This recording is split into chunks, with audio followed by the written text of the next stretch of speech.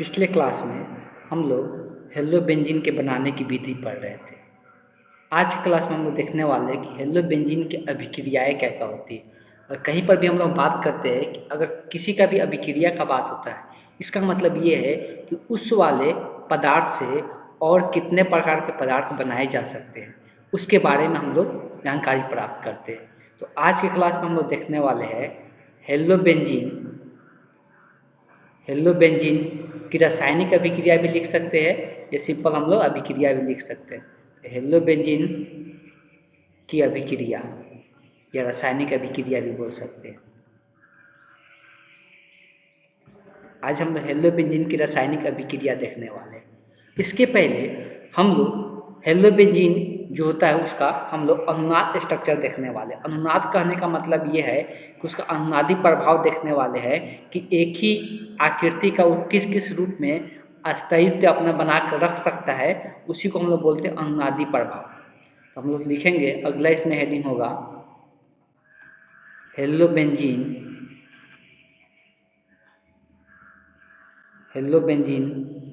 की का अनुनाद प्रभाव।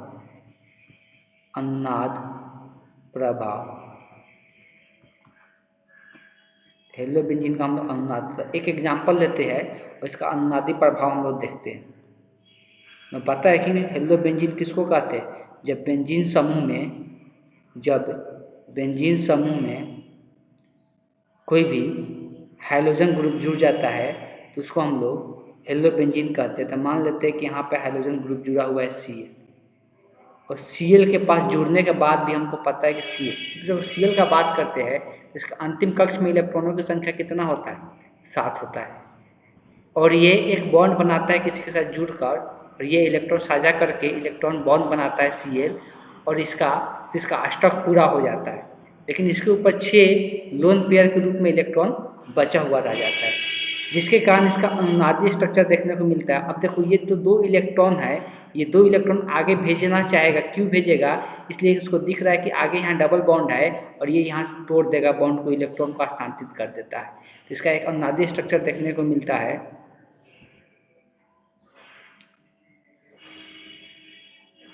यहाँ से ये यहाँ पे कितना डबल बॉन्ड आ गया, और Cl के पास से इलेक्ट्रॉन गया है, इसलिए इसके ऊपर क्या आ जाएगा? प्लस चार्ज आ जाएगा। और यहाँ से एक इलेक्ट्रॉन इस कार्बन के ऊपर भेज दी, इस वाले कार्बन के ऊपर, इसलिए इसके ऊपर क्या आ जाएगा? माइनस चार्ज आ जाएगा। अभी जो माइनस चार्ज होता है, फिर इसको दिखता है कि आगे डबल बॉन्ड है, उसको हस्तांतरित कर सकते हैं। तो ये माइनस चार्ज इसको देकर यहाँ पर बॉन्ड का निर्माण कर लेता है और ये यहाँ से इलेक्ट्रॉन हस्तांतरित कर देता है। तो अगला स्टेप जो देखने को मिलता है अनुनादी स्ट्रक्चर का, ये देखने को मिलता है कि अब यहाँ पे सिंगल बॉन्ड हो जाता है, और यहाँ पे ये माइनस चार्ज आ गया, इलेक्ट्रॉन दे दिया, तो अब यहाँ पे डबल बॉन्ड हो गया, और Cl के ऊपर यहाँ पर प्लस रहेगा ही रहेगा। फिर से यहाँ पे देखता है कि आगे डबल बॉन्ड है, तो फिर ये हस्तांतरित करता है इलेक्ट्रॉन को, और इसको ये आगे भेज देता है इस कार्बन पे इलेक्ट्रॉन। अगला जो इसका स्ट्रक्चर देखने को मिलता है, यहाँ पे क्या हो जाएगा? तो यहाँ पे आ जाता है माइनस, और यहाँ पे आ जाएगा डबल बॉन्ड, और Cl प्लस सी, तो Cl के ऊपर क्या रहेगा? प्लस चार्ज रहेगा। फिर दिखेगा कि आगे प्लस चार्ज है, आगे डबल बॉन्ड है, तो फिर ये इलेक्ट्रॉन इस वाले के पास हस्तांतरित करेगा, और यहाँ से बॉन्ड का हस्तांतरण करके इलेक्ट्रॉन इसको दे देगा, इसलिए कि क्लोरीन को इलेक्ट्रॉन की कमी है, इसलिए कि क्लोरीन पर क्या? प्लस चार्ज आ चुका है। तो इस तरह से अगला फिर स्ट्रक्चर अगर देखेंगे तो कुछ इस प्रकार का देखने को मिलेगा कि फिर से Cl के ऊपर जो प्लस चार्ज था वो खत्म हो जाएगा, और फिर से ये नॉर्मल वही बन जाएगा। लेकिन ये दोनों स्ट्रक्चर में थोड़ा सा अंतर यही होता है कि इसमें डबल बॉन्ड का स्थानांतरण हो चुका है। इसमें डबल बॉन्ड इसके बीच में था, लेकिन यहाँ पर डबल बॉन्ड 2 अलग कार्बनों के बीच में यहाँ पर दिख रहा है, तो ये डबल बॉन्ड का स्थानांतरण हो जाता है। इसी को हम लोग क्या कहते हैं? अनुनादी स्ट्रक्चर कहते हैं। अभी थोड़ा सा सोचने की कोशिश करना है कि हम लोग ये क्या चीज़ है या क्या नहीं है। इसलिए क्या हो सकता है कि 11वीं क्लास में आप लोग अच्छे से नहीं पढ़े होंगे, इसलिए यहाँ पर थोड़ा सा हम डिटेल में बताना चाहेंगे। यहाँ पर हम रफ वर्क कर रहे हैं, इसको नोट डाउन, सिर्फ अनुनादी स्ट्रक्चर में इसको नोट डाउन करना है, ठीक? हम यहाँ पे रफ वर्क करने जा रहे हैं, उसको नोट डाउन नहीं करना है। देखो, इलेक्ट्रॉन का स्थानांतरण होता है जब दिखता है कि आगे वाला इलेक्ट्रॉन का स्थानांतरण करा सकते हैं, इलेक्ट्रॉन का स्थानांतरण देखने को मिलता है।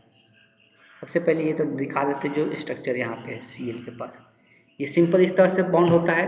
Cl के पास अभी भी कितना, तो 3 गो लोन पेयर के रूप में यहाँ पर देखने को मिलता है, 3 लोन पेयर देखने को मिलता है। अब हम बोल रहे हैं कि ये 2 इलेक्ट्रॉन देकर बॉन्ड का निर्माण कर रहे हैं, 2 इलेक्ट्रॉन देकर बॉन्ड।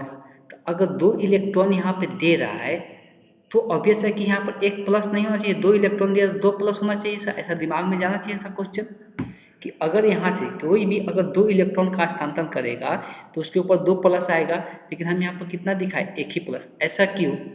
देखो, जो भी बॉन्ड का निर्माण होता है ना, बंधन का जो निर्माण होता है, मान लो कि इलेक्ट्रॉन दिया, 2 इलेक्ट्रॉन से एक बंधन का निर्माण होता है। ये सबको पता है कि 2 इलेक्ट्रॉन मिलने से एक बंधन का निर्माण होता है।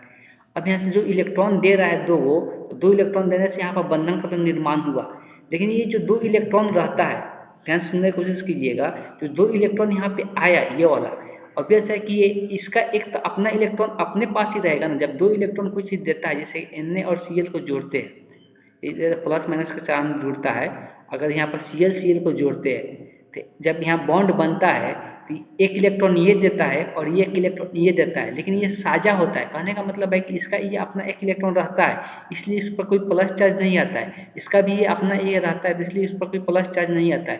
तो एक इलेक्ट्रॉन का साझा होता है। तो कहने का मतलब यहाँ पर जब 2 इलेक्ट्रॉन दे रहा है तो एक तो इसके पास ही रह रहा है ना, एक इलेक्ट्रॉन इस कार्बन को देकर इसके साथ क्या हो जा रहा है, जुड़ जा रहा है। तो यहाँ से एक ही इलेक्ट्रॉन का हस्तांतरण हो रहा है, एक इलेक्ट्रॉन इसके बंधन के साथ इसके पास ऑलरेडी अवेलेबल रहता है। इस कारण से एक ही इलेक्ट्रॉन जाता है आगे की ओर। कहने का मतलब यहाँ पे ये है कि ये जो कार्बन था, ये वाला कार्बन इस कार्बन के ऊपर यहाँ से एक ही इलेक्ट्रॉन गया, एक इलेक्ट्रॉन तो इसके पास आई, तभी जाके 2 इलेक्ट्रॉन मिलकर ये बॉन्ड का निर्माण किया, बंधन का निर्माण किया। तो एक ही इलेक्ट्रॉन जाता है, इसलिए एक प्लस आता है। अब आगे जो ये यहाँ पे डबल बॉन्ड था, तो यहाँ से ये डबल बॉन्ड टूट रहा है, और बेशक ये कितना इलेक्ट्रॉन से बना हुआ था, 2 इलेक्ट्रॉन से बना हुआ था। ये जो डबल बॉन्ड यहाँ पे टूट रहा है, कितने इलेक्ट्रॉन से बना हुआ था, 2 इलेक्ट्रॉन से बना हुआ था।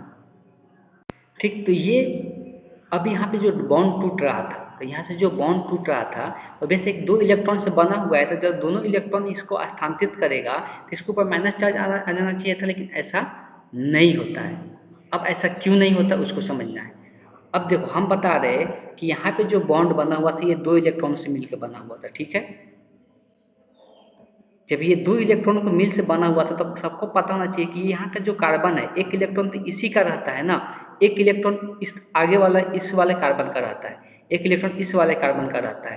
तो जो ये बॉन्ड का निर्माण किया है, जब बॉन्ड तोड़ के हम इस वाले कार्बन को दे रहे इलेक्ट्रॉन, तो एक तो इसी का इलेक्ट्रॉन है ना, एक एक्स्ट्रा इलेक्ट्रॉन आ रहा है, इस कारण से इसके ऊपर क्या होता है, माइनस चार्ज आता है। इसी कारण से इसके ऊपर क्या आता है, एक ही माइनस चार्ज आता है, 2 माइनस चार्ज नहीं आता है, एक बॉन्ड का हस्तांतरण होता है। तो अब बात समझ में आया। अब यहाँ से फिर सोचेंगे, अगर यहाँ से ये माइनस चार्ज आया था तो यहाँ से एक ही इलेक्ट्रॉन देकर कैसे बॉन्ड का निर्माण कर लिया। फिर अब यहाँ पर क्वेश्चन उठता है कि ये एक इलेक्ट्रॉन देकर बॉन्ड का निर्माण नहीं कर रहा है, एक तो इलेक्ट्रॉन पहले से इसमें एक कार्बन का रहेगा, और ये जो एक्स्ट्रा इलेक्ट्रॉन है वो इलेक्ट्रॉन देगा, तो फिर ये 2 इलेक्ट्रॉन मिलकर क्या कर देगा, यहाँ बॉन्ड का निर्माण कर दे रहा है। ठीक है, हमको पता है कि जैसे ही यहाँ पर ये इलेक्ट्रॉन देकर बॉन्ड का निर्माण कर रहा है, तो कार्बन तो 5 बॉन्ड बना के नहीं रख सकते। यहाँ पर इस कार्बन को अगर ध्यान से देखेंगे, इस वाले कार्बन को, इस वाले कार्बन को अगर यहाँ पर डबल बॉन्ड बना रहे इलेक्ट्रॉन देकर, तो ये वाला कार्बन से पहले से एक हाइड्रोजन जुड़ा हुआ है, तो अभी से पहले से ये 4 गो बॉन्ड बना हुआ था इस कार्बन का। अब यहाँ से एक और बॉन्ड का निर्माण होता है, 5 बॉन्ड बना के नहीं रखेगा, इसीलिए अगला वाले बॉन्ड को ये तोड़ देता है और आगे वाले कार्बन पर स्थानांतरित कर देता है इलेक्ट्रॉन का। इस तरह से ये प्रोसेस चलते रहता है। इसी को हम लोग अनुनादी स्ट्रक्चर कहते हैं। ये किसी भी रूप में ये अस्थायित्व का कायम रखता है, लेकिन सबसे ज़्यादा अस्थायित्व का बात करेंगे तो ये और ये रहता है। इस तरह से हम लोग देख सकते हैं कि यहाँ पे जब इसका हम लोग अनुनाद स्ट्रक्चर बना रहे तो किस किस पोजीशन पे यहाँ पर माइनस चार्ज आ रहा है, तो ऑर्थो और पैरा पे आ रहा है, ऑर्थो और पैरा मेटा पर यहाँ पे नहीं आ रहा है, तो उसको हम लोग चर्चा बाद में करेंगे वो क्या है नहीं है। बस यहाँ पर इसका सबसे पहला अनुनादी स्ट्रक्चर ये होता है, ध्यान में रखना है। चलिए, तो आगे बात करते हैं इसके अभिक्रिया के। तो सबसे पहले इसमें अभिक्रिया देखेंगे तो नाभिक स्नेही प्रतिस्थापन अभिक्रिया देखेंगे। तो ए नंबर दे के हेडिंग डालना है, हम लोग हेलोबेंजीन का नाभिक स्नेही प्रतिस्थापन अभिक्रिया देखने वाले हैं।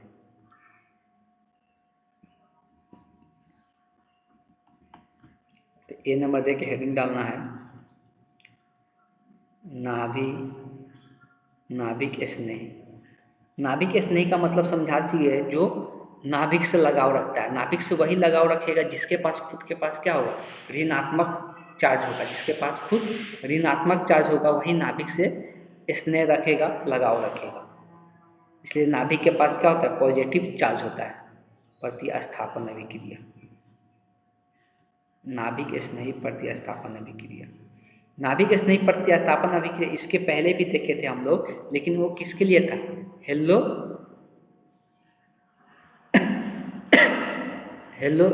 कहते ये हेलो बेंजीन हो गया, वो कहता है हेलो एल्केन के लिए था।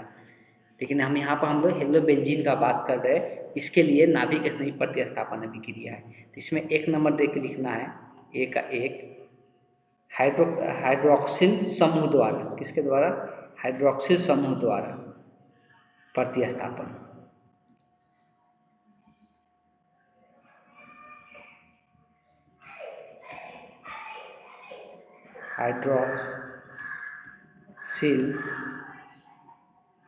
हाइड्रोक्सिल समूह द्वारा प्रतिस्थापन।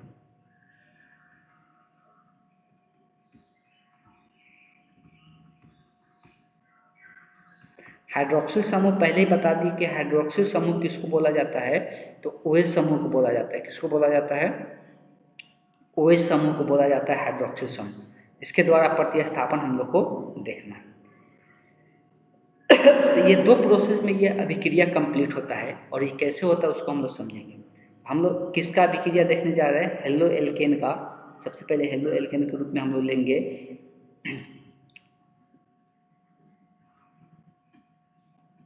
क्लोरोबेंजीन। सबसे पहले हम लोग लेंगे क्लोरोबेंजीन का। यहाँ पर हम लोग क्लोरोबेंजीन का एग्जाम्पल ले रहे हैं, तो इसका नाम क्या है, क्लोरोबेंजीन। क्लोरोबेंजीन का अभिक्रिया किसके साथ कराएंगे, NOH के साथ कराते हैं। हमको ये क्लोरोबेंजीन को प्रतिस्थापन का मतलब ये होता है कि एक को हटाकर दूसरा जोड़ना, मतलब क्लोरीन को हटाकर OH समूह यहाँ पे जोड़ना है। तो इसके लिए हम लोग साथ में साथ उत्प्रेरक के रूप में यूज करते हैं। टेम्परेचर देते हैं 613 केल्विन, और अगर प्रेशर का बात करेंगे 300 ATM प्रेशर यूज करते हैं। तो क्या देखने को मिलता है, ये एक ही बार में ये यहाँ पे हाइड्रोक्सिल समूह द्वारा प्रतिस्थापित नहीं होता है। पहले इस समूह को हटाकर क्या होता है कि यहाँ से Cl को हटाकर क्या जुड़ जाएगा, Cl को हटाकर ONH जुड़ जाता है। अच्छा, फिर ये इसको H प्लस दिया जाता है। फिर क्या किया जाता है, इसको H प्लस देते हैं। तो H प्लस क्या करता है, ये जो Na है, Na को स्थानांतरित करके H जुड़ जाता है उसकी जगह पर। Na को स्थानांतरित यहाँ से करके क्या हो जाता है, H जुड़ जाता है। तो ये हाइड्रोक्सिल समूह द्वारा क्या हो गया, प्रतिस्थापित हो गया Cl का। तो ये पूरा प्रोसेस हो गया। ये जो इसका निर्माण हुआ इसको बोलते हैं सोडियम फेनॉक्साइड कहते हैं। तो इसका नाम भी याद रख सकते हैं, इसको हम लोग कहते हैं सोडियम फेनॉक्साइड। सोडियम फेनॉक्साइड, हाँ ये इम्पॉर्टेंट नाम है। इसको हम लोग नाम देते हैं फिनॉल। जब बेंजीन समूह से, इस बात को ध्यान में रखना, जब बेंजीन समूह से OH समूह जुड़ा रहता है तो उसको हम लोग क्या कहते हैं, फिनॉल कहते हैं। एक हम लोग फिनिल बोलते हैं, जो हम लोग बेंजीन के प्रतिस्थापन समूह का नाम दिया जाता है। लेकिन ये क्या होता है, ये फिनॉल होता है। जब बेंजीन समूह में OH समूह जुड़ जाता है तो उसको हम लोग क्या कहते हैं, फिनॉल कहते हैं। और ये इंपॉर्टेंट नाम भी है, इसलिए इसको ध्यान में रखना है। तो ये क्या था, तो ये हाइड्रोक्सिल समूह द्वारा प्रतिस्थापन था, मतलब Cl को हटाकर OH समूह जोड़ना। अब अमीनो समूह द्वारा प्रतिस्थापन देखने वाले। अमीनो समूह मतलब यहाँ पर Cl हट के NH2 समूह जुड़ेगा, तो उसको हम अमीनो समूह द्वारा प्रतिस्थापन बोलते हैं। अमीनो समूह द्वारा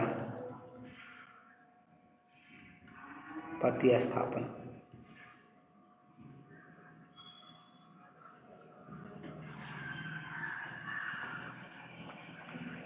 इसमें क्या करते हैं, इसमें भी क्लोरोबेंजीन ही लेते हैं। क्लोरोबेंजीन का अभिक्रिया कराते हैं NH3 से एमीन के साथ अभिक्रिया कराते हैं। क्लोरोबेंजीन का अभिक्रिया एमीन के साथ कराते हैं। एमीन का मतलब हो गया NH3। ये बहुत सिंपल अभिक्रिया है, इसमें कुछ खास है भी नहीं, लेकिन उत्प्रेरक के रूप में यहाँ पर 573 केल्विन टेम्परेचर देते हैं और उच्च दाब रखते हैं। उच्च दाब पर यह अभिक्रिया कराया जाता है। सिंपल यहाँ से एकदम सिंपल, यहाँ से एक NH3 से एक H निकलेगा, यहाँ से Cl निकलेगा। ये Cl का निर्माण कर लेगा, जो N का बॉन्ड फ्री होगा वो इस वाले कार्बन से जुड़ जाता है। ये सब में बेंजीन वाला में कोई खास इसमें इंपॉर्टेंट नहीं होता है, बहुत आसानी से बता सकते हैं और ये बोल भी सकते हैं कि याद रखने वाला अभिक्रिया है।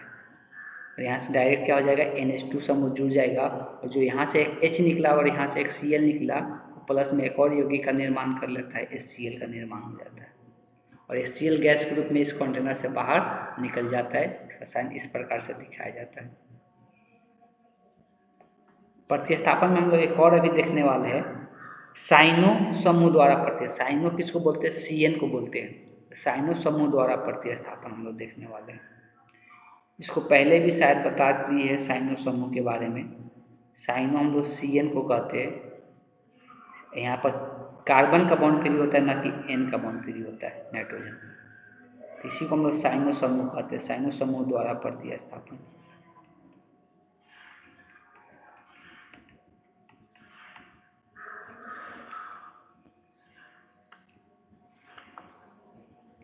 साइनो का अगर पूरा स्ट्रक्चर दिखाए, C ट्रिपल बॉन्ड N होता है, इसी को साइनो कहते हैं।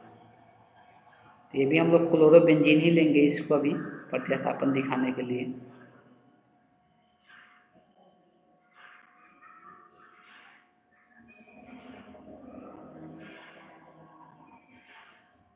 Plus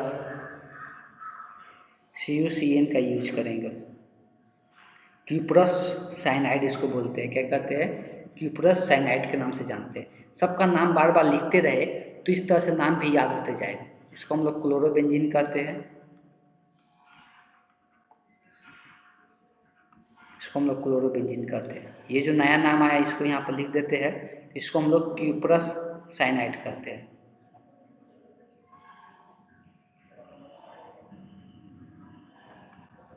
cuprous cyanide.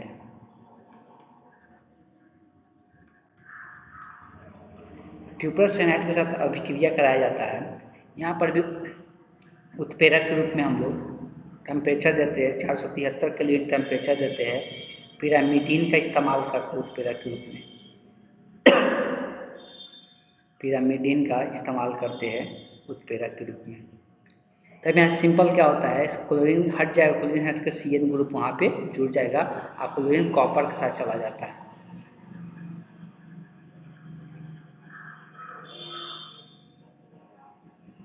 यहाँ पर कुछ नहीं है, यहाँ पर क्लोरीन हट के CN इसके साथ जुड़ जाएगा और जो कॉपर का बॉन्ड फ्री हुआ, क्लोरीन का बॉन्ड फ्री आपस में जुड़ के CuCl का निर्माण कर लेता है। ठीक, तो आपस में मिलकर ये CuCl का निर्माण कर लेता है।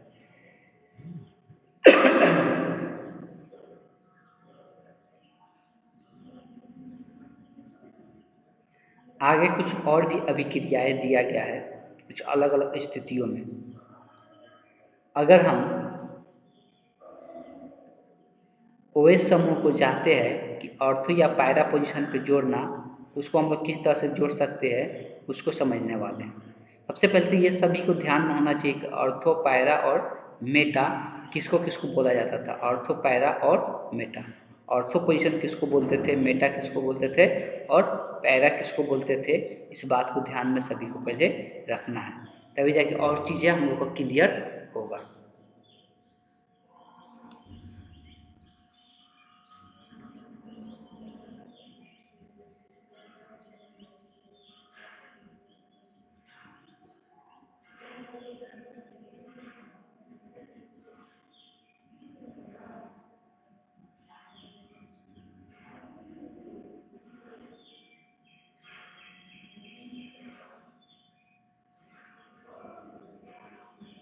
चलिए, तो इसके अभिक्रिया जानने के पहले हम ऑर्थो, पायरा और मेटा पोजीशन के बारे में जान लेते हैं। जब भी बेंजीन का बात करते हैं तो उसमें 3 प्रकार का पोजीशन आता है। इसको अलग से नोट करके लिख लेना अगर नहीं जानते हैं लोग। जो नहीं जानते हैं उसको नोट करके लिख लेना है।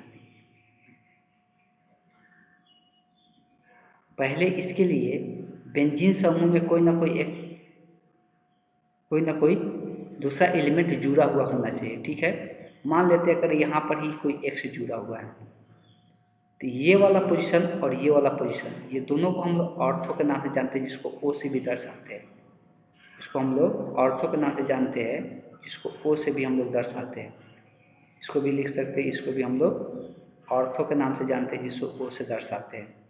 जो नीचे वाला पोजीशन होता है ना, नीचे वाला पोजीशन को पैरा पोजीशन बोलते हैं। तो इसको हम लोग क्या कहते हैं, पारा कहते हैं, पैरा बोलते हैं, पैरा बोलते हैं। ठीक, पैरा पोजीशन बोलते हैं, जिसको हम लोग पी से दर्शाते हैं। और जो यहाँ पे होता है, इसको हम लोग मेटा बोलते हैं, इसको हम लोग मेटा बोलते हैं, जिसको हम लोग एम से दर्शाते हैं। ये भी मेटा ही पोजीशन होता है।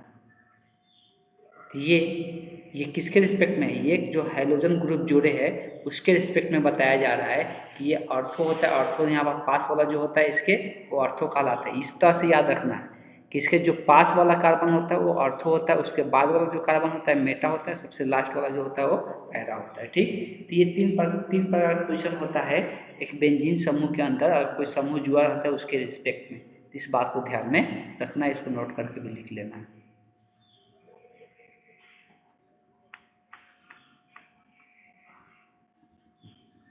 कुछ हम लोग अभी क्रियाएं देखेंगे, जिसमें हम लोग देखेंगे अलग अलग पोजीशन पे अलग अलग जुड़ेगा, और वो कैसे जुड़ेगा उसको हम लोग यहाँ पर समझने की कोशिश करेंगे।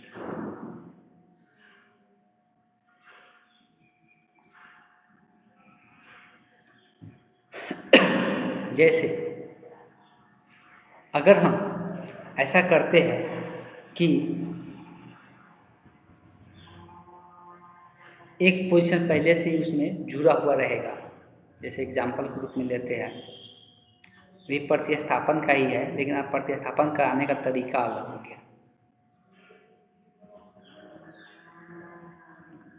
यहाँ पर एक Cl जुड़ा हुआ है और इसके पैरा पोजीशन पे NO2 समूह जुड़ा हुआ है। इसके पैरा पोजीशन पे क्या कर दिए, NO2 समूह जोड़ दिए। पैरा और ऑर्थो दोनों पे हम लोग देखने वाले हैं, जोड़ने के बाद क्या उत्पन्न होता है उसको समझने वाले हैं। तो हम लोग अभी पैरा वाला लिए है, पैरा पर हम NO2 समूह जोड़ दिए और तब NOH के साथ अभिक्रिया करा रहे हैं।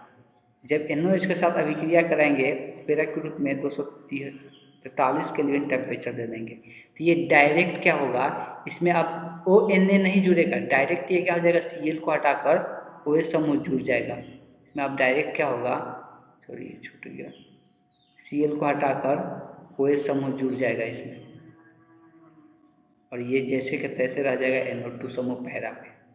वैसे ही अगर NO2 समूह ऑर्थो पे रहेगा तब उस केस में क्या होगा, सेम ही बनेगा, कोई अंतर नहीं आएगा। अगर हम यहाँ पे बात कर रहे हैं कि अगर ये NO2 समूह ऑर्थो पे रहेगा और फिर भी यहाँ पर Cl रहेगा, तो ये भी यौगिक में Cl को हटाकर OH समूह जुड़ जाएगा डायरेक्ट। लेकिन इसके लिए टेम्परेचर जो होता है ना, ज़्यादा की जरूरत नहीं पड़ता है, 268 केल्विन टेम्परेचर ही रहेगा तो उसी में ये काम हो जाएगा। 268 केल्विन टेम्परेचर पर ही ये काम हो जाएगा, Cl को हटाकर वहाँ पे OH समूह जुड़ जाएगा। तो यहाँ पर जो NO था, NO2 वो तो रहेगा ही, यहाँ पर OH समूह जुड़ जाएगा। अगर तीनों जगह ऑर्थो पैरा और मेटा, सॉरी यहाँ पर भी था, ये पैरा पर भी रहेगा। अब अगर पैरा और ऑर्थो दोनों जगह NO2 समूह जोड़ दे, पैरा और ऑर्थो दोनों जगह NO2 समूह जोड़ दे, तो कमरे के ताप पर ही ये अभिक्रिया हो जाता है। क्या हो जाता है, कमरे के ताप पर ही यह अभिक्रिया संपूर्ण हो जाता है। कहने का मतलब दोनों ऑर्थो समूह को जोड़ दे और एक जो पैरा है उस पर भी जोड़ दे, तब यह अभिक्रिया NOH के साथ बिना कोई टेम्परेचर दिए सिर्फ कमरे के तो ताप हो जाता है, जो नॉर्मल ताप होता है उसी पर यह अभिक्रिया संपन्न हो जाती है। तो लिख सकते हैं कि यह अभिक्रिया सिर्फ कमरे के ताप पर ही हो जाता है। जब दोनों पोजीशन पे, दोनों ऑर्थो और एक पैरा वाला पोजीशन पर क्या NO2 समूह जोड़ देते हैं, तब ये कमरे के ताप पर ही अभिक्रिया संपन्न हो जाती है।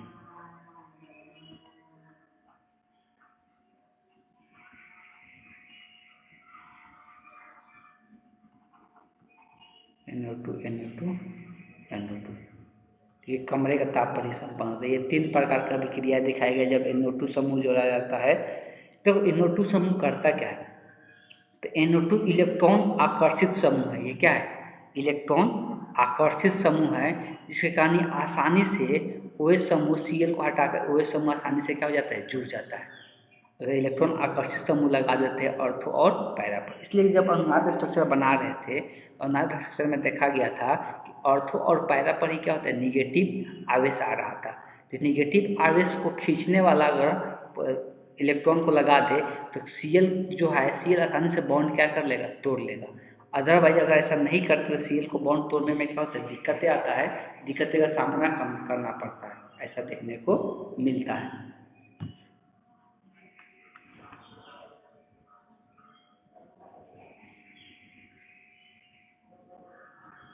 आगे जो अभिक्रिया है इलेक्ट्रॉन स्नेही प्रतिस्थापन अभिक्रिया। अभी हम लोग क्या पढ़ रहे थे? नाभिक स्नेही।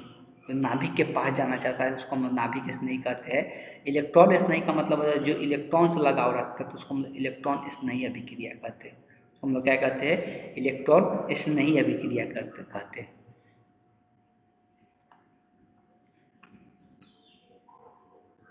आगे हम लोग हेडिंग डालेंगे इलेक्ट्रॉन स्नेही अभिक्रिया।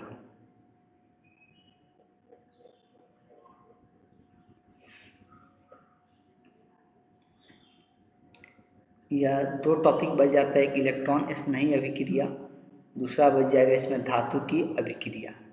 उसके बाद ये चैप्टर कंप्लीट हो जाएगा। या तो आज ही ख़त्म कर दे, इसलिए इस चैप्टर को आज कंप्लीट ही कर देते हैं, अगला क्लास के लिए इसको छोड़ते ही नहीं। सबसे पहले हम लोग देखते हैं, इसमें भी बहुत सारा है, फिर भी ट्राई करेंगे तो ख़त्म हो जाएगा, इसमें ज़्यादा टाइम लगने वाला नहीं है। तो इलेक्ट्रॉन प्रतिस्थापन अभिक्रिया के बारे में हम लोग चर्चा कर रहे हैं। तो बी नंबर दे के लिखना है इलेक्ट्रॉन स्नेही प्रतिस्थापन अभिक्रिया।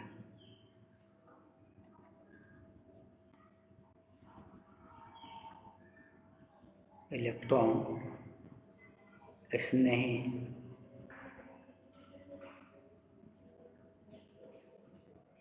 प्रतिस्थापन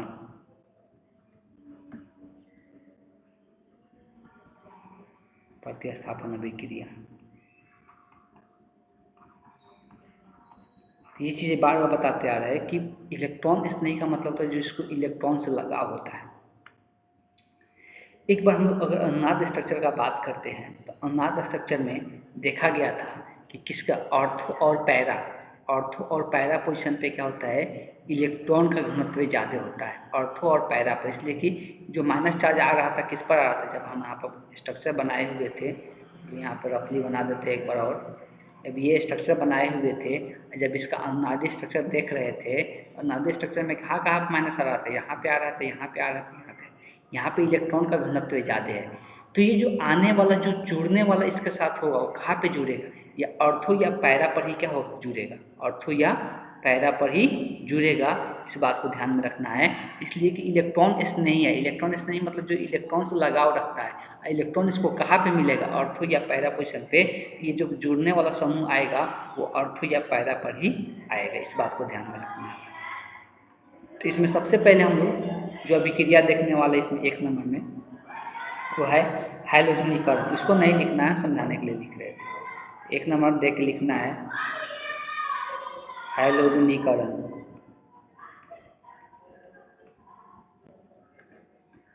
हैलोजनीकरण का मतलब होता है कि हाइड्रोजन समूह को जोड़ना, हाइड्रोजन समूह को जोड़ना। एक तो पहले से इसमें हाइड्रोजन है। हाइड्रोजन जो समूह होता है ना वो इलेक्ट्रॉन स्नेही होता है, वो इलेक्ट्रॉन को खोजता है। तो इलेक्ट्रॉन इसको ऑर्थो या पैरा पर ही मिलेगा। तो इसको जब हम लोग उत्प्रेरक यूज करते हैं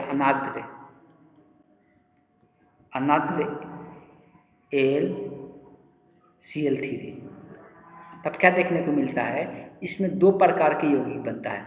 एक तो ऑर्थो वाला पोजीशन पर भी जुड़ता है और साथ साथ पैरा वाला पर भी जुड़ता है। मतलब एक तो Cl पहले यहाँ से रहेगा ही, ऑर्थो पोजीशन पे जुड़ते हुए दिखाई देगा और प्लस में एक पैरा पोजीशन पर भी जुड़ते हुए दिखाई देगा। दोनों प्रकार की यौगिक का निर्माण कर लेता है। यहाँ पे ये वाला इसका पैरा पोजीशन था, पैरा पोजीशन पर भी हम लोग को देखने को मिल जाता है। ये दोनों प्रकार की यौगिक का निर्माण कर लेता है। दोनों का अगर नामकरण करना चाहेंगे तो यहाँ पर 1 और 2, 1 और 2 पोजीशन पे, तो 1,2 क्या हो जाएगा, डाइक्लोरो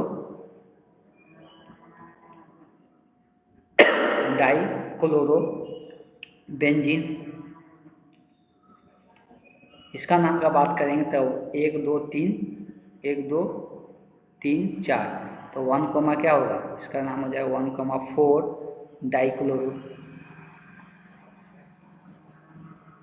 1,4 डाइक्लोरो बेंजीन हो जाएगा। ठीक है, ये दोनों पोजीशन पे जुड़ते हुए दिखाई देता है ऑर्थो और पैरा, इसलिए कि वही क्या होता है, वहाँ इलेक्ट्रॉन होना तो जाते होता है, कोई भी इलेक्ट्रॉन नहीं हमेशा वहीं पे जाना चाहता है। तो ये हाइड्रोजनीकरण था। हाइड्रोजनीकरण का मतलब हाइड्रोजन समूह जोड़ना।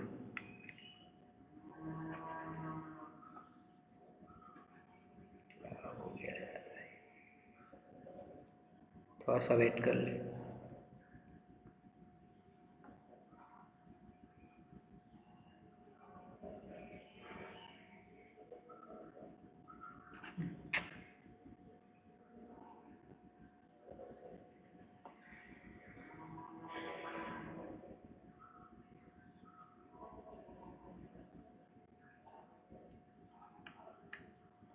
दूसरा लिखना है 2 नंबर,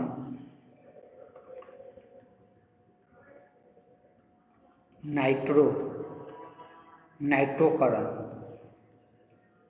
नाइट्रोकरण का मतलब होता है NO2 समूह जोड़ना। कौन सा समूह, NO2 समूह को जोड़ना ही नाइट्रोकरण कहलाता है।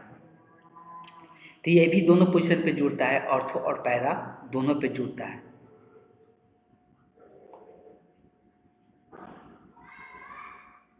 ऑर्थो और पैरा ये भी दोनों पोजीशन पे जुड़ता है। इसमें जब अभिक्रिया कराते हैं, सांद्र HNO3 होगा, क्या होगा, सांद्र होगा। उत्प्रेरक के रूप में सांद्र H2SO4 भी यूज करते हैं, सांद्र H2SO4। तब यहाँ पे डायरेक्ट दोनों जुड़ेगा, ऑर्थो पे भी जुड़ेगा और एक पैरा पे भी दोनों जुड़ेगा। दोनों प्रकार की यौगिक देखने को मिलता है। यहाँ पे ऑर्थो पर भी NO2 जुड़ेगा, प्लस में एक और प्रकार की यौगिक बनाएगा जिसमें पैरा पोजीशन पे दिखाई देगा NO2 समूह।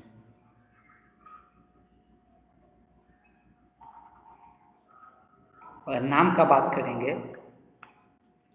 तो यहाँ पे हो जाएगा, एक पर यहाँ पर एक लिया जाएगा क्लोरीन को, यही यहाँ पे इसका नाम होता है नाइट्रो को 2 पे लिया जाएगा। ठीक, तो नंबरिंग इसमें कहाँ से, इस वाले कार्बन से शुरू होता है। इसका रीजन क्या होता है, तब क्लोरो नामकरण में पहले आता है और यहाँ पे जो नाइट्रो है वो बाद में आता है, इसलिए 1 नंबर इसको दिया जाता है, 2 नंबर इसको दिया जाता है।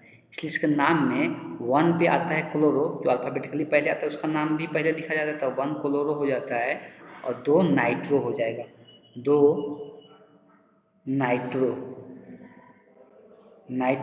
उसके बाद क्या, लास्ट में बेंजीन ऐड कर देना है, 2 नाइट्रो बेंजीन। इसी प्रकार से नामकरण यहाँ पे करेंगे तो 1 2 पहले नंबरिंग कर देंगे तो 1 2 3 4। तो यहाँ पर इसका नाम नीचे में हम यहाँ पे दिखा रहे हैं, तो 1 पे क्या है, तो 1 पे यहाँ पे क्लोरो हो जाएगा, 1 क्लोरो, और 4 पे यहाँ पे क्या है, तो 4 पे नाइट्रो है, 4 पे नाइट्रो हो जाएगा। नाइट्रो के बाद बेंजीन ऐड कर देना है। इस तरह से इसका नामकरण कंप्लीट हो गया। इसी प्रकार से इलेक्ट्रॉन स्नेही प्रतिस्थापन अभिक्रिया में सल्फनीकरण भी होता है। सल्फनीकरण इसके बाद हम लोग देखेंगे। आगे 3 नंबर लिखना है सल्फोनीकरण।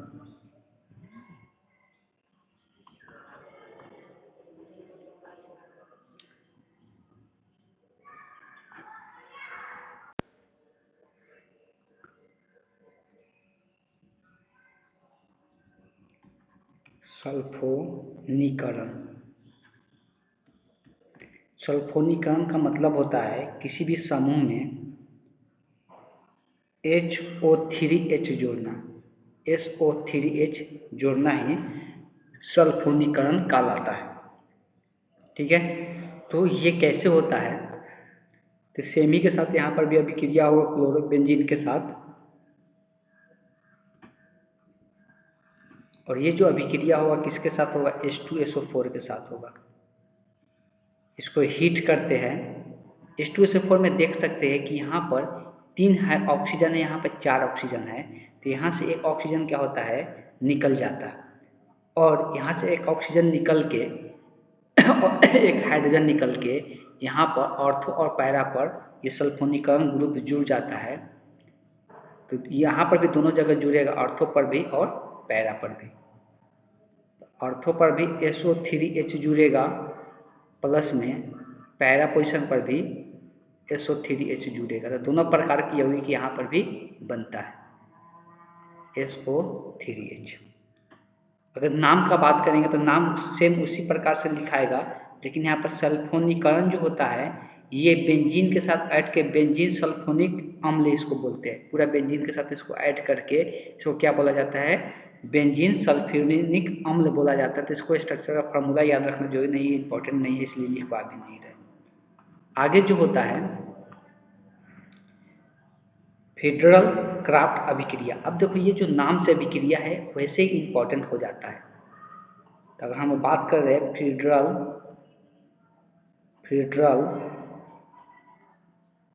क्राफ्ट अभिक्रिया, फेडरल क्राफ्ट अभिक्रिया में क्या होता है उसको समझ लेते हैं। तो यहाँ पर भी हम लोग क्या करते हैं, तो यहाँ पर हम लोग एल्किल समूह में मेथिल समूह जोड़ते हैं। क्या करते हैं, मेथिल समूह जोड़ते हैं ऑर्थो और पैरा पे। फेडरल क्राफ्ट अभिक्रिया में क्या करते हैं कि क्लोरोबेंजीन में हम लोग मेथिल समूह को जोड़ते हैं। कैसे, क्लोरोमेथिल के साथ अभिक्रिया करके। और उत्प्रेरक के रूप में बात करेंगे तो यहाँ पे अनाद्र AlCl3 का यूज किया जाता है ये उत्प्रेरक के रूप में। सिंपल यहाँ से Cl निकल जाता है, CH3 ग्रुप जुड़ जाता है। Cl निकल के यहाँ से CH3 ग्रुप जुड़ जाता है। यहाँ पर भी दोनों प्रकार का होता है, ऑर्थो पर भी जुड़ेगा और साथ में पैरा पोजिशन पर भी जुड़ेगा। यहाँ पर भी दोनों होगा, ऑर्थो और पैरा दोनों जगह ये भी जुड़ेगा CH3 ग्रुप। अब अगर नाम का बात करेंगे तो ये C से आता है और ये M से आता है मेथिल, इसलिए नाम में फिर से पहले ये होगा तब ये होगा। तो 1 पे हो जाएगा क्लोरो, 1 क्लोरो, 2 पे हो जाएगा मेथिल, बेंजीन समूह है तो 1 क्लोरो मेथिल बेंजीन हो जाएगा। इसका नाम का बात करेंगे तो ये 1 2 3 4, तो 1 पे हो गया क्लोरो, 1 क्लोरो, 4 पे यहाँ पे हो जाएगा मेथिल बेंजीन। इस तरह से इसका नामकरण कर सकते हैं।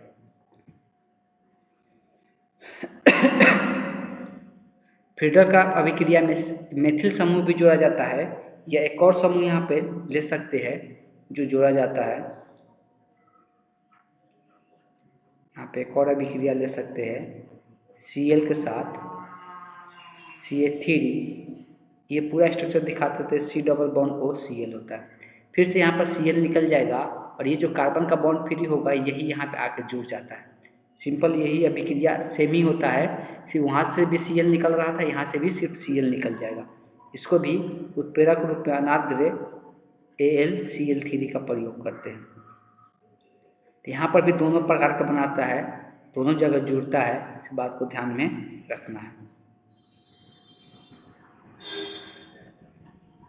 ऑर्थो पर भी जुड़ेगा, ऑर्थो पर यही कार्बन जो यहाँ पे ये कार्बन बॉन्ड टूटेगा, यही कार्बन यहाँ पे जुड़ जाता है, CH3 हो जाएगा। प्लस में एक और बन जाएगा, पैरा पर भी ये जुड़ेगा, दोनों जगह जुड़ता है यहाँ पर भी। तो इलेक्ट्रॉन स्नेही में हम ऐसा देख रहे हैं कि ऑर्थो पैरा दोनों पोजीशन पे जुड़ रहा है, तो ये यहाँ पे जुड़ेगा। नाम का बात करते हैं तो नाम, इसका नाम लिखा जाता है एक ही में मिलाकर, ये बेंजीन के साथ ये वाला समूह को मिलाकर लिखा जाता है। तो पहले 2 पर, अब इसका पोजीशन में इसको 1 माना जाता है, इसको 2 माना जाता है। तो 2 पे हो गया क्लोरो, 2 क्लोरो, और ये पूरा समूह का नाम लिखा जाता है एसीटोनोफिनॉल। इसको क्या लिखा जाता है, एसीटोफिनॉल के नाम से हम लोग जानते हैं, फिनॉन बोला जाता है।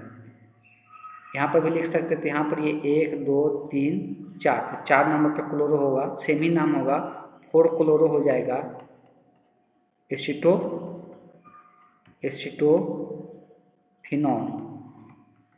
4 क्लोरो एसीटोफिनॉन हो जाएगा। अब कुछ अभिक्रिया रह जाता है जो कि धातु के साथ अभिक्रिया देखने को मिलता है। यहाँ पर भी धातु के साथ अभिक्रिया होता है, धातु के साथ ज़्यादा है नहीं तो इसको आज कंप्लीट ही कर देते हैं। सी नंबर दे के लिखना है, धातुओं की अभिक्रिया, धातुओं की अभिक्रिया या धातु की अभिक्रिया देखेंगे तो इसमें सबसे पहला जो आता है वो आता है विटर्ज फिटिंग अभिक्रिया। 1 नंबर इसमें आएगा विटर्ज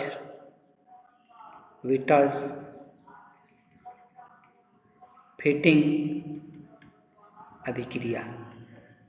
ये भी नाम से अभिक्रिया है, इम्पॉर्टेंट हो जाता है, डायरेक्ट पूछ लिया जाता है विटर्ज फिटिंग अभिक्रिया क्या होता है, इसमें किसके साथ क्या अभिक्रिया होता है। तो यहाँ पर भी सेम ही रहेगा, हेलोबेंजीन रहेगा। जनरलाइज ले लेते हैं तो जनरलाइज में यहाँ पर X दे देते हैं हेलोजन की जगह। ये सोडियम के साथ अभिक्रिया होगा, अब प्लस में RH भी रहेगा। शुष्क ईथर, अगर उत्प्रेरक का बात करेंगे तो उत्प्रेरक के रूप में शुष्क ईथर का प्रयोग किया जाता है। सिंपल यहाँ पर ध्यान में रखना है कि ये वाला जो R है, यहाँ से RH जुड़ा हुआ है, तो ये जो R है, ये R इस वाले X को रिप्लेस कर देता है। इस वाले X को क्या करेगा, रिप्लेस करके ये जो यहाँ पे R दिख रहा है, यहाँ पे R आ जाएगा। बाकी जो है, जब यहाँ से X निकला और यहाँ से दो गो X निकला, देखो एक यहाँ का X और एक यहाँ का X, 2 गो सोडियम है तो एक सोडियम के साथ एक X, एक सोडियम के साथ एक X, तो पहले NaX का निर्माण होगा और ये कितना इसका परमाणु अणु बनेगा, तो 2 अणु इसका बनेगा। इसलिए कि ये 2 सोडियम है तो दोनों X के साथ जुड़ कर 2 अणु का निर्माण कर रहा है। सिंपल ये जो R होगा यहाँ पे जुड़ जाएगा, इस बात को ध्यान में रखना। इसमें जो अगला है 2 नंबर, वो है फिटिंग अभिक्रिया। फिटिंग अभिक्रिया, इसमें क्या होता है, इसका 2 अणु रहेगा। हेलो एल्केन जो है, हेलो बेंजीन जो है, इसका कितना अणु रहेगा, इसका इसमें 2 अणु रहेगा। हाइड्रोजन जो ये भी सोडियम के साथ ही अभिक्रिया होगा ईथर की उपस्थिति में। ईथर हो गया यहाँ पे किस रूप में। अब देखो इसका जो 2 अणु रहेगा ना, बात को समझना है, जो यहाँ पे इसका 2 अणु रहेगा तो यहाँ से 2 अणु रहेगा तो 2 गो X निकलेगा। और जब 2 गो X निकलेगा, यहाँ पर सोडियम भी 2 गो रहेगा, ठीक है, यहाँ पर लिख लेना सोडियम का भी 2 गो अणु रहेगा। तो ये इसका भी 2 अणु, इसका भी 2 अणु, यहाँ से एक यहाँ पर अलग से लिख के दिखा देते हैं। इसका एक अणु दिखा दिए, यहाँ X है, फिर से ये 2 अणु है तो 2 बार दिखा दिए इसको, यहाँ पर भी X है। ये दोनों X आपस में यहाँ से क्या हो जाता है, टूट जाता है, ये आपस में जुड़ जाता है। और ये जो 2 X निकलेगा ना, 2 को सोडियम के साथ जाके NaX का निर्माण कर लेगा। तो अब जैसे ये जुड़ के कैसा बनेगा, तो पहले एक बेंजीन ऐसे बना दो, यहाँ पर भी एक बेंजीन बना देते हैं। मान लेते हैं कि यहीं पर ये X था, ये वाला भूल जाते हैं ऊपर में था, इसे घुमा कर बना देंगे तो यहाँ पर X लिख सकते हैं ना।